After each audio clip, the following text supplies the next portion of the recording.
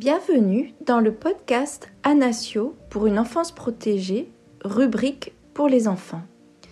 Dans cette série, les épisodes sont en effet dédiés aux enfants afin de leur permettre de comprendre ce qu'est la manipulation et la perversion narcissique. S'informer, c'est aussi se protéger. Alors, n'hésitez pas à leur faire écouter.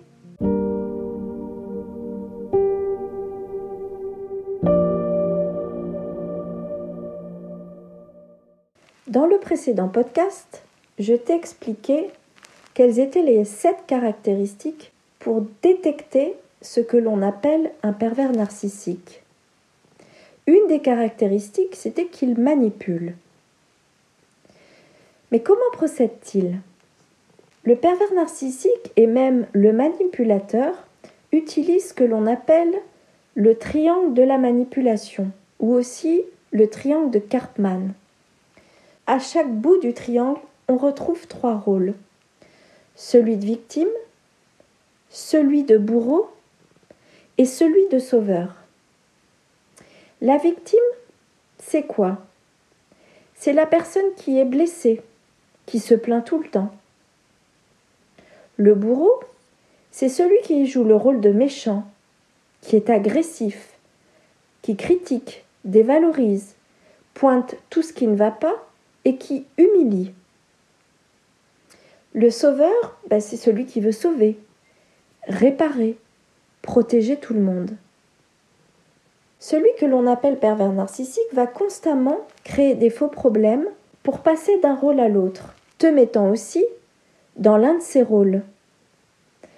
Quand il est bourreau, c'est-à-dire méchant qu'il t'attaque, tu deviens victime, tu te sens blessé.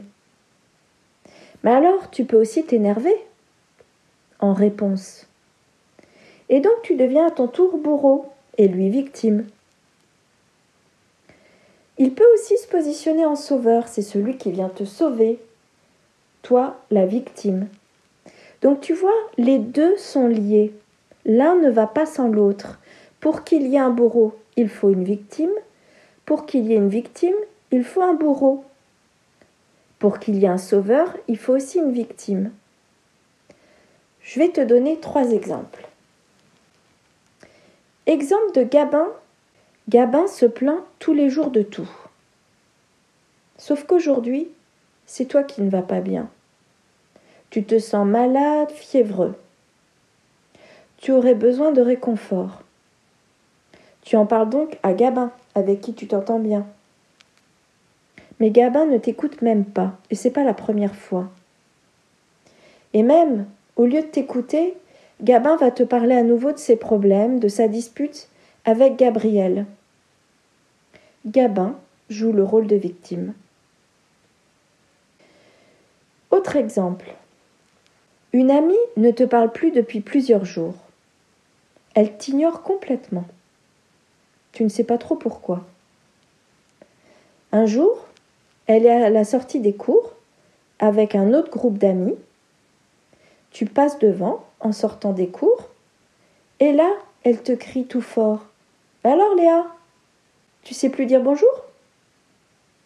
Et elle ricane. Et elle ajoute « Et ça te gênerait de dire bonjour ?» Elle joue ici le rôle de bourreau. Dernier exemple. Manon veut toujours aider tout le monde. Aujourd'hui, tu es pensive, tranquille. Et là, Manon arrive et te demande « Mais qu'est-ce qui va pas ? Qu'est-ce qui t'arrive ?»« Ah, attends, je sais, je vais t'aider. » Et elle te propose des tas de choses. Mais t'as rien demandé, puis t'as même pas envie. T'as rien dit, t'as juste envie de rester tranquille. Mais Manon est là et veut t'aider à tout prix. Manon joue le rôle de sauveur. C'est un triangle de la communication qui est sans fin, passant d'un rôle à l'autre.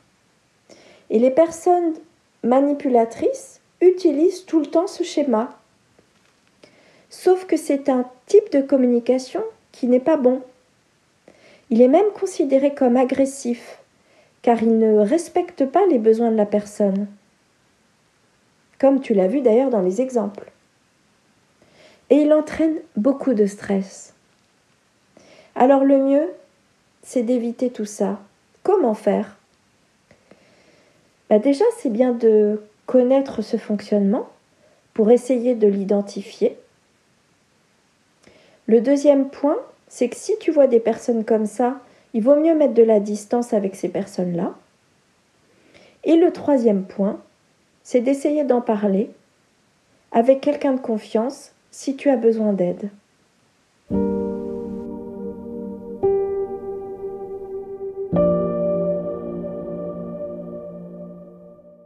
Merci pour ton écoute. N'hésite pas à liker, à t'abonner et à partager si toi aussi tu penses que cela peut aider d'autres personnes. À bientôt!